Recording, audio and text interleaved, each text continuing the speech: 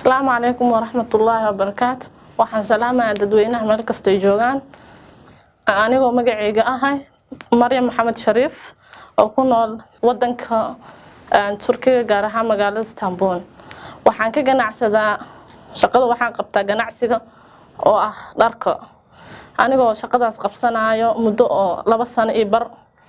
Waxaan kala soo wajahay dhibaatooyin aad u fara badan kuwaas oo ah xitaa mar waxaan ku sugtay inaan iska daayo shaqadan oo iska xiro.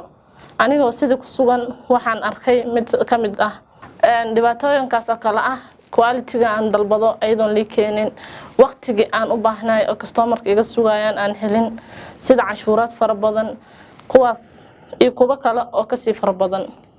maadaama anigoo sidaas xaaladaas ayada ku sugan waxaan arkay mid ka mid ah saaxiibadayda horaan kaasi yaa la xiriiray waan la sheekaystay wuxuu ii sheegay inay jiraan shirkad lagu magacaabo warshadaha.com website lagu magacaabo warshadaha.com taasoo ila xiriirisay warshado ka badan kuwaasoo ilaa 800 kun gaarayo.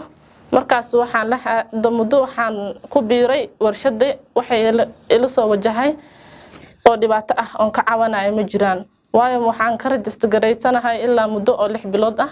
muddadaas 6 bilood ah ganacsigayda si fiican igu socda anoo xafiiskayga joogo waxba travel waxba on safraynin yaa lii keenaa muddooyin fara badan yaa safri jiray hadda ma safro quality-gan dalbada lii keena cashuur fara badan ma jirto wax kasta waa ii suurta galeen waxaan ka codsanahay dadweynayaasha meel kasta joogaan inaad ku soo biirtaan lagu magacaabo website lagu magacaabo warshadaha.com.